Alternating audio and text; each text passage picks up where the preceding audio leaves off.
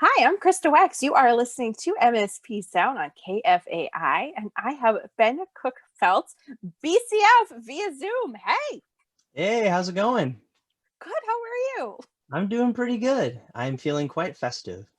Oh, great. Is it because of my Christmas tree headband? Absolutely. It's totally the headband. And It's also because I just put out a Christmas album, so I'm feeling doubly festive. it's a yes, me too. It's very inspired. A brand new album, Merry BCF-ing Christmas. Tell me all about it. Sure. Well, this is a project that I started working on after the onset of COVID-19. It's been kind of my little science project during quarantine. I wanted to find a project that I could focus some artistic energies on, that brought me a little bit of joy, kind of something that took me a little bit outside of the reality that we're facing right now. And making a Christmas album just seemed like the right thing to do. I've kind of wanted to make a Christmas album for years. I love Christmas music. I love Christmas in general. And so it was just a lot of fun to kind of focus my attention on music that reminded me of happier, joyous times full of friends and family. And so it's just been a really nice thing to be focused on for the last several months, and I'm really excited about the finished product, and I can't wait for people to hear it. Well, it's awesome. I love the album. I Oh, love thank you. Christmas music. Yes. And so many songs on there. How did you, I mean, you have a it's a packed album. How did you figure out and go through all the Christmas songs and say these are the ones? I mean, that had to be really Ones. Well, I tough. have a little bit of an advantage, in that I've played Christmas time shows for several years now. Usually my December is extremely packed with shows. And so I had a lot of songs kind of in a repertoire that I could draw from. Really, I wanted to do songs that I felt like I could actually put something of a spin on. There are so many Christmas songs out there, and so many of them are wonderful, but they have been covered so many times that I wasn't quite sure that there was anything I could bring to the table. So I definitely wanted to put a lot of focus on songs that I really love that might not be as well known. For example, Silent Night All Day Long by John Prine, or the theme from National Lampoon's Christmas Vacation, which was sung by Mavis Staples originally. So songs that aren't necessarily, the kind of well-trodden classics, but songs that I really like and I thought that I could do something with. There are a few classic Christmas songs on here too, but by and large, they're all songs that I've done strange things to. I merged the song Sleigh Ride with Paco Bell's Canon in D, to make this bizarre little mashup that features Katie Vernon. I turned the Little Drummer Boy into a skit about my drummer just taking the idea of getting to play the drums and show off for baby Jesus to the nth degree and just kind of going nuts and drumming, all the metal fills you can possibly imagine. So I did some weird things with some of the songs, but that was really my thought process. Songs that I knew and that I loved and that I thought I could do something interesting with. Well, that's fantastic. I love your take on some of those classics. The mashup is amazing. That's so creative and fun.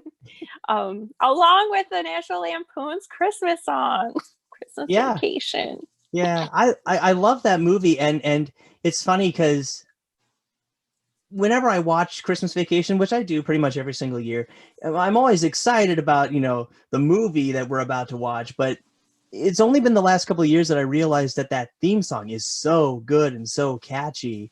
And yeah, it just, again, it's a song that I love, and I felt like I could do something interesting with that song. So I recorded it.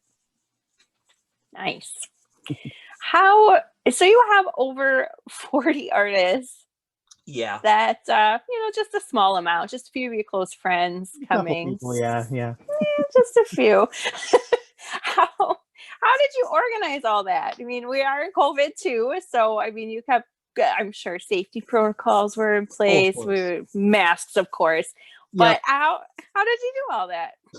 Well, one of the benefits, I mean, normally I would not say this is a good thing, but in this particular instance, most of the people playing on this album, it's not like we were that busy, because gigging just is not really happening these days, or at least it shouldn't be. And so, I mean, there was an abundance of free time, and yes, about 40% of the people that contributed to the record recorded their own parts at home and sent them to myself, and my engineer and I, would listen to it. It was a very strange process, just because everything just took a little bit longer than it normally would. Normally, we would have a few days booked at a studio, and people would come in and, they do a take, and then we give them notes, and then they do another take, and it would, take about a half hour to an hour.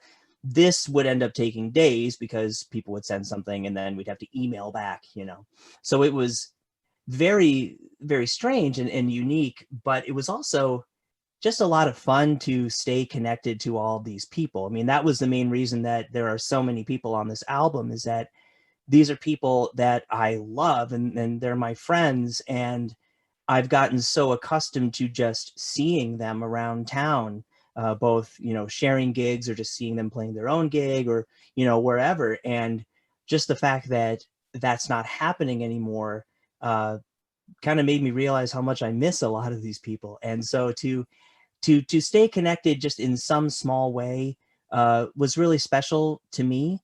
And it was also special to be able to give them just a little bit of employment. I mean, not much, but just a little bit, because times are so hard right now. So I really just, it was just very important to me to include all these people and make it mutually beneficial.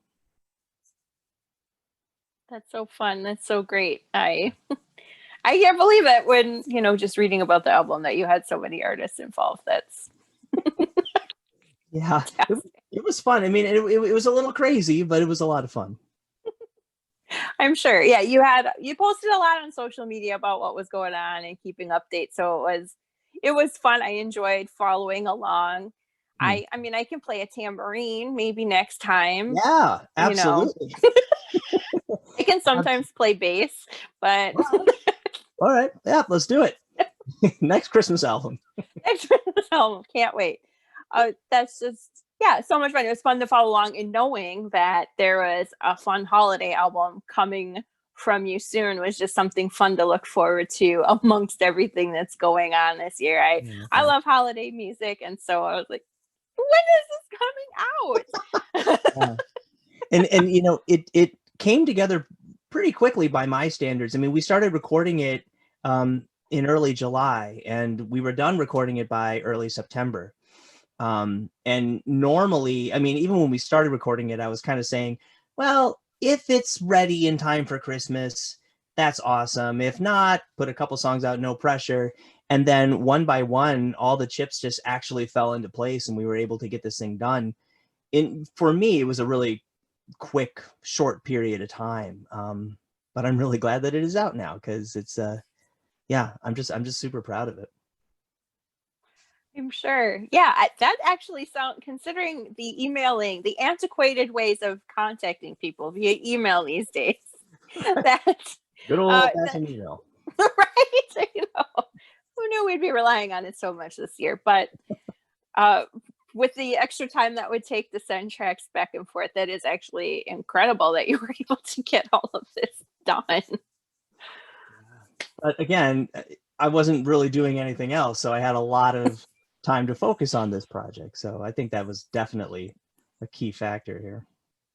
That's true. I want to talk about one of your songs on the album, Mannheim. I do like Mannheim Steamroller. I grew up, that was one of our Christmas, we had all the CDs and maybe some vinyl of it. And that always makes me think of Christmas, along with like Andy Williams. But let's talk about Mannheim. Yeah, so I wanted to challenge myself to write at least one original song on this album. I find the idea of writing a Christmas song extremely daunting. And the only way I could really comfortably do it was to do something a little bit tongue-in-cheek. I am a huge fan of Mannheim Steamroller. I, like you, I mean, I grew up listening to it. We had the cassettes and then the CDs. And some of those songs, specifically Mannheim songs, when I put them on, it's like, now it's the holidays. Like it just all the memories flood back and everything. That said, I do realize that it's pretty cheesy and ridiculous. And so I wanted to write a song that was both a tribute to and a parody of all things Mannheim Steamroller. And I got to say, that was one of the most fun songs that we made on this record. I'm playing most of the instruments because it's pretty much all keyboards. And I borrowed a set of electronic drums from my drummer and just leaned into the cheese as much as I possibly could. And anything that sounded so ridiculous that my engineer and I just kind of fell on the floor laughing, that's what made it into the track. And it was, yeah, again, I'm just very, very pleased with it. And I hope that people, you know, enjoy it and realize that it's coming from a place of mockery, but also a deep place of love. I felt it. Good. I felt the Mannheim tribute and love and little cheese, but it's so good. It's the holidays. You gotta be. I'm wearing a tree on my head right now. Right. Right. The holidays are extremely cheesy, and that's what makes it so great. Absolutely. I also just want to say how much I love your cover of Merry Christmas, Darling. So it's like such a beautiful song. And I just was so happy that you did that one as well. You. Yeah, I do love that song. That song features gorgeous strings from Jillian Ray. Both wow. Ray, yeah, and my friend Jason Roberts is playing guitar on it. And they both, I mean, I sort of suggested it, but I mean, they totally took my suggestion and ran with it and turned the song into something of a Nat King Cole kind of standard. At least that's how it feels like to me. And that's, I mean, I'm very happy with that track, but it is entirely because of Jillian and Jason's work. I think it's just gorgeous. Wow. It is very beautiful. Do you have any other favorites from it? We've talked about a couple. Do you have one that you are like, this is the best one? Well, I don't want to pick favorites. I mean, I know it's tough. The new album, but yeah. No, there's one song that I was particularly happy about was an arrangement that I did of Some Children See Him, which is not as well known of a Christmas song, but it's one of my favorites. It's one of my dad's favorites. For any of you who don't know, I dedicated this Christmas album to my father because really it's just his love of Christmas is so tangible and so beautiful that it just, you know, it affects everyone that he comes into contact with.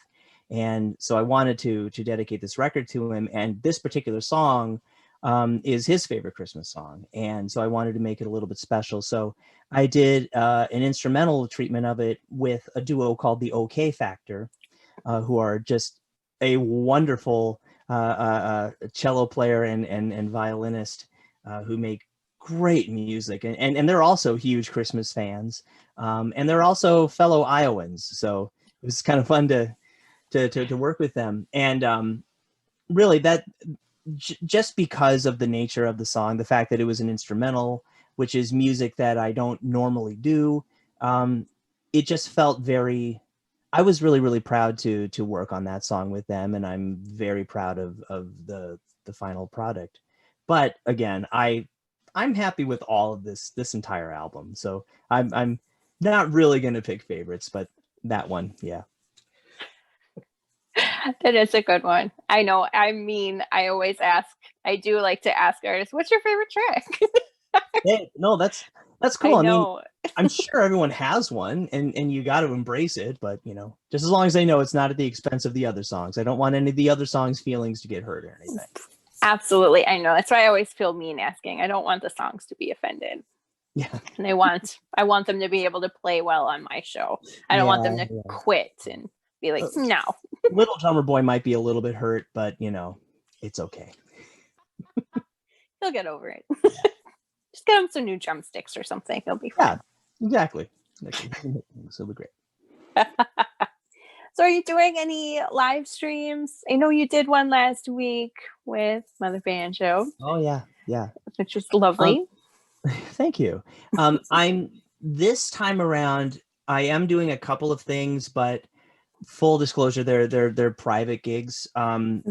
To help get this album over the hump, I did a Kickstarter campaign, and about 150 people ended up backing it. So as a way of saying thank you, I will be doing a holiday show for my backers.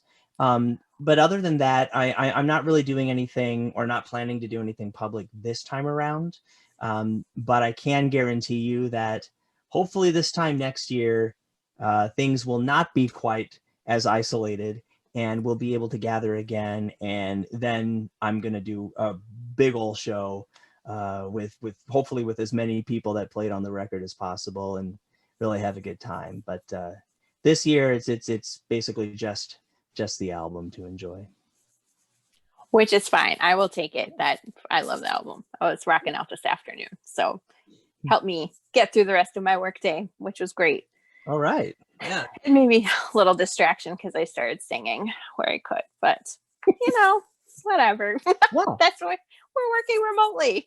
No one has to hear me sing. Yeah. Who cares? I mean, I would sing even if I wasn't working remotely. I'd probably sing during my day job. And but I like to confuse people, so.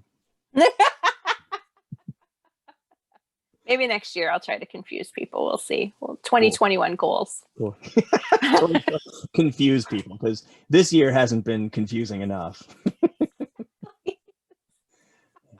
Not at all. Not at all. Do you have, I know you mentioned Christmas Vacation, but what other like holiday movies do you have to catch every year? What are some of them? I mean, bar none, A Muppet Family Christmas. It's not as, also Muppet Christmas Carol, but this is a special that was made just a couple of years before Jim Henson died, and it's the classic Muppets plus Sesame Street plus Fraggle Rock all gathered together at Fozzie's mom's house for Christmas, and it is utterly delightful and joyous and hilarious, and that is always a must watch for me. Otherwise, I'm a big fan, like I said, of Christmas Vacation. I skew more towards the Die Hard and Home Alone kind of crowd. Those movies are absolutely a must for me. And also A Christmas Story. It's been many years since I have seen A Christmas Story running 24 hours a day on TNT. So I actually still enjoy it, and those are the ones that are kind of must watches for me. Me too. I have not heard of that Muppets one. I'm gonna have to try to find it. It's so good, and watch it on YouTube, because after Jim Henson died, his estate kind of got split up between all the different properties, and so there's large portions of that special were cut out whenever it was released on video. So watch it on YouTube, see it in its full uncut glory. It is delightful. Oh my gosh, that's a hot tip. Okay. Got it. Well, Ben, thank you so much for joining me. Congrats on the new holiday album. I love it. It's fantastic. Merry BCF-ing Christmas can be found streaming everywhere. Where else can people find it? Yep. You can find it on all your favorite streaming sites of choice, Spotify, Apple Music, pretty much anywhere, YouTube. You can also find it on my Bandcamp site, bencookfeltz.bandcamp.com, and that's where you can get physical CDs if you want, if you're into that sort of thing. And then you can also find copies of it, as well as information about what I'm up to during non-COVID times at my website, bencookfeltz.com. Fantastic. Well, Merry Christmas. Happy New Year. Christmas. Thank you. And let's hope 2021 is better than this year. Although, you're ending it on a high note. So thank you. It's exciting. Well, thank you so much.